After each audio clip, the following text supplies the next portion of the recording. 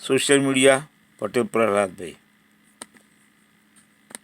चेतावनी और प्राकृतिक आपदाओं के एक तरह से संबंध को देखें तो 2025 की जो घटनाएं हैं वो सिर्फ पूर्वानुमान नहीं है, ये प्रकृति और मानव जीवन के बीच संतुलन की आवश्यकता को भी रेखांकित कर रही हैं। मंडेन ज्योतिष के माध्यम से ग्रह स्थिति और उनकी संभावित आपदाओं को समझा जा सकता है, लेकिन यह भी स्पष्ट है कि त्रासदी से बचना संभव नहीं है। इसके बावजूद सावधानी और प्रकृति के प्रति आदर ही हमें किसी बड़े नुकसान से बचा सकता है। अगर प्रकृति बदला लेने पर आ जाती है तो फिर वो किसी को नहीं छोड़ती, और 2025 में बार बार हम प्राकृतिक बदले की बात कर रहे हैं, क्योंकि 2025 में मीन राशि में और जल तत्व के सक्रिय होने से बहुत बड़ी आपदा आ सकती है। इस समय समुद्र और नदियां अपना रास्ता स्वयं भूल जाएंगी और वो किसी नए रास्ते पर बहने के लिए स्वतंत्र हो जाएंगी। जिन शहरों ने जल निकायों को बाधित किया है वहां इसका सबसे अधिक प्रभाव देखने को मिलेगा। समुद्र के किनारे बसे शहर जैसे कैलिफोर्निया, चिली, पेरू, मुंबई और गुजरात सबसे अधिक प्रभावित होने वाले हैं। शहरी इलाकों में पानी इतना तेजी से बढ़ेगा कि घर के फर्स्ट फ्लोर तक पानी भर जाएगा, और पृथ्वी की गहराई में इस बार जो कंपन और भूकंप की संभावना है वो भी अधिक देखने को मिलेगी। ये संकेत दे रहा है कि समुद्री क्षेत्र और उनके आसपास बसे शहरों में नुकसान का संकट अधिक है। ज्योतिष का अद्वितीय एल्गोरिदम रावण, जिन्हें इतिहास में महाज्ञानी और महान ज्योतिषी माना जाता है, उन्होंने ज्योतिष के क्षेत्र में एक अनूठा दृष्टिकोण प्रस्तुत किया है। उन्होंने केवल सिद्धांत नहीं बल्कि एल्गोरिदम दिए जिनका उपयोग किसी भी समय और किसी भी परिस्थिति में भविष्यवाणी के लिए किया जा सकता है। अगर रावण सिद्धांत की विशेषताओं की बात करें तो देश काल पात्र का जो गणितीय उपयोग उन्होंने किया है, तो इससे आपको उस समय जब आप भविष्यवाणी कर रहे हैं, गणना कर रहे हैं, तो इस सिद्धांत में समय, स्थान और व्यक्ति की विशेष परिस्थितियों का विशेष ध्यान रखना पड़ता है। ये तकनीकी आधुनिक युग में भी उपयोगी है, चाहे वो डिजिटल एरा हो या प्राचीन समय। रावण द्वारा दिए गए सिद्धांत हर युग में लागू होते हैं, और रावण जो है ज्योतिषी गणनाओं के लिए गणितीय सूत्रों का उपयोग करते थे। इसे समझने और उपयोग करने में अत्यधिक परिश्रम की आवश्यकता होती है। रावण के सिद्धांतों में ग्रहों की स्थिति और उनके नक्षत्रीय प्रभावों का सटीक विश्लेषण मिलता है। रावण की ज्योतिषी धरोहर को जो है भले ही आज नकारात्मक रूप से याद किया जाता है, लेकिन ज्योतिष ज्ञान के क्षेत्र में रावण का योगदान अतुलनीय है। आज भी उनके द्वारा की गई गणनाएं और सिद्धांत वैज्ञानिक शोध का आधार बनते हैं। जर्मनी जैसे देश रावण सिद्धांतों पर गहन शोध कर रहे हैं। कुंडलियों का महत्व और व्यक्तिगत प्रभाव पर वो एक तरह से चर्चा कर रहे हैं। और अगर सामूहिक त्रासदी और व्यक्तिगत कुंडली का क्या संबंध है, तो इसके बारे में भी रावण सिद्धांत में बहुत विशेष वर्णन मिलता है। कहा जाता है कि प्राकृतिक आपदाओं के समय व्यक्तिगत कुंडलियां भी बहुत महत्वपूर्ण भूमिका निभाती हैं। उदाहरण के लिए अगर कहीं प्लेन क्रैश हो जाता है, ट्रेन दुर्घटनाएं हो जाती हैं या अन्य बड़े हादसों के समय जिन लोगों की कुंडली एकत्र की गई वो ये दर्शाती हैं कि इन घटनाओं में शामिल लोगों की ग्रह दशा त्रासदी से मेल खाती थी। यानी व्यक्तिगत ग्रह दशा और आपदा के समय जो ग्रह दशा थी वो एक तरह से उनमें बहुत ही मेल देखा गया, और तभी ये घटनाएं इतने बड़े व्यापक पैमाने पर घटी हैं। जिन लोगों की कुंडली में ग्रहों की स्थिति प्रतिकूल होती है वे ऐसी त्रासदियों का सामना करने वाले समूह में शामिल हो सकते हैं।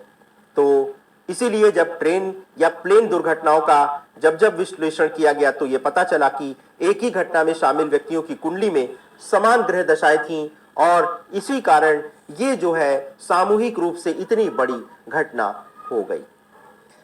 तो अगर ऐसी घटनाओं से हमें बचना है तो उसके लिए ज्योतिषी उपाय जैसे मंत्र, यज्ञ और ग्रहों की शांति के लिए पूजा करानी आवश्यक होती है। ज्योतिष का अध्ययन निरंतर है और इसमें त्रुटियों की संभावना को पूरी तरह से समाप्त तो नहीं किया जा सकता। 99% सटीकता तक पहुंचने का दावा यह दर्शाता है कि ज्योतिष भविष्यवाणियों में बहुत आगे है। कभी कभी भविष्यवाणी में थोड़ी चूक हो सकती है, जैसे समय में मामूली अंतर, लेकिन ज्योतिष का जो रावण सिद्धांत है ये न केवल सटीक भविष्यवाणी करता है बल्कि प्राचीन ज्ञान की गहराई को भी बहुत ही स्पष्ट रूप से हमारे सामने रखता है।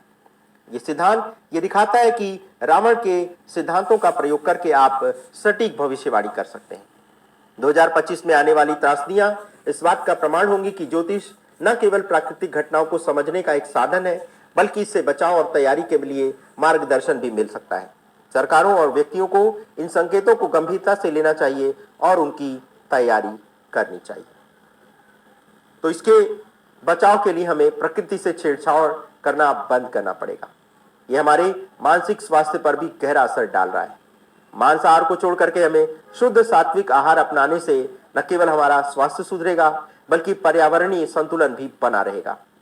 मुंडेन ज्योतिष का संदेश यही है कि प्रकृति के साथ सामंजस्य जो है हमें बिठाना पड़ेगा, और हमारी भविष्यवाणियों का उद्देश्य आपको डराना नहीं है, बल्कि आपको चेतावनी देना है, सतर्क करना है, सावधान करना है। यदि आपको ये मालूम हो कि आपके क्षेत्र में बाढ़ का खतरा है, तो आप समय रहते वहां से स्थानांतरित हो सकते हैं। सरकारों को अपने जल निकासी और सीवरेज सिस्टम पर अभी से ध्यान देना आरंभ करना होगा। समुद्र और नदियों के पास बने बांधों की स्थिति की भी जांच करनी चाहिए। मनुष्यों ने नदियों और समुद्रों को बाधित करके उनके प्राकृतिक प्रभाव को रोका है। इससे प्रकृति ने कई बार अपना रास्ता बदल लिया है।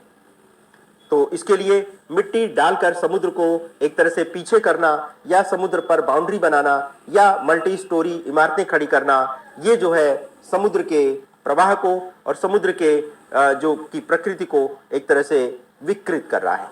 ये समय है हम प्रकृति के प्रति सम्मान का भाव रखें, और भविष्यवाणी इसलिए की जा रही है ताकि हम इन प्राकृतिक आपदाओं से अभी से सतर्क हो जाएं।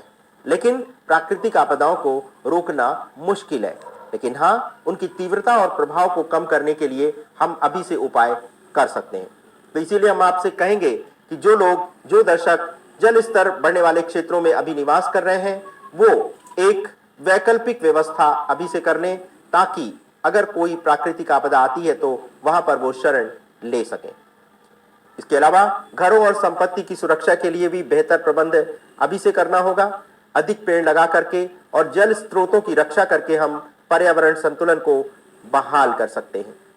शाकाहारी भोजन हमें अभी से अपनाना होगा, क्योंकि ये न सिर्फ स्वास्थ्य के लिए बल्कि पर्यावरण के लिए भी लाभप्रद है। मांसाहार से परहेज करने से जैविक संतुलन बनाए रखने में हमें सहायता मिलेगी। प्रकृति का संदेश और मानवता की जिम्मेदारी बहुत अब बढ़ रही है, और दोनों का आपस में बहुत गहरा संबंध है। मुंडेन ज्योतिष केवल ग्रहों की चाल का अध्ययन नहीं, बल्कि एक दार्शनिक दृष्टिकोण है जो हमें प्रकृति के साथ जीने का तरीका सिखाता है। तो प्रकृति अगर हमें जीवन देती है तो हमें इससे प्यार करना चाहिए, तो ये हमें कई गुना अधिक लौटाएगी। भविष्य में गलतियां करने से अब हमें बचना होगा, और गलतियों को तो दोहराना बिल्कुल ही नहीं होगा। तो कुल मिलाकर के 2025 में आपदाएं केवल ज्योतिषी चेतावनी नहीं, बल्कि ये प्रकृति और मानव के बीच संबंधों की कहानी भी कह रही है। अपने क्षेत्रों में संभावित खतरों को जाने और तैयारी में अभी से जुट जाएं। प्रकृति के प्रति अपने उत्तरदायित्व को समझें, और जिस प्रकार से हमारे आदिवासी क्षेत्रों में हमारा आदिवासी समुदाय जो है वो प्रकृति की पूजा करता है, प्रकृति के साथ अपना तालमेल बिठा करके रखता है, और हम शहरों के अंदर ईंटों के जंगल खड़े कर रहे हैं। आप समझिए कि इससे हम अपने पर्यावरण को तो नुकसान पहुंचा ही रहे हैं, अपने स्वास्थ्य, अपनी संस्कृति को भी क्षति पहुंचा रहे हैं। हमारा उद्देश्य यही है कि हमारी इस छोटी सी पहल से आप अभी से सावधान हो जाएं और अपने आसपास पेड़ लगाएं। नाली अगर है आपके घर के आसपास तो उसका ड्रेनेज सिस्टम अभी से दुरुस्त कर लें। अगर आप जलभराव वाले क्षेत्र में रहते हैं तो कोई वैकल्पिक व्यवस्था अभी से कर लें, और विशेष रूप से अपने घरों में कोई ऐसा बहुमूल्य कीमती सामान जैसे सोना, जेवर, ये सब ना रखें, क्योंकि जब कोई आपदा आएगी तो सबसे जो नुकसान होता है वो जो है वो आर्थिक रूप से भी होता है। तो अपने घर में इस तरह का बहुत बड़ा कैश ना रखें, बहुत मूल्यवान जो है धातु की वस्तुएं मत रखें, और इस तरह से आप आने वाली आपदा से स्वयं को तो सुरक्षित करेंगे ही, आने वाली पीढ़ी को भी अपने इस दायित्व को सौंपेंगे, और वो भी प्रकृति का सम्मान करेगी, तो उसे भी प्रकृति अपने अनुसार बहुत कुछ दे करके जाएगी। तो आज के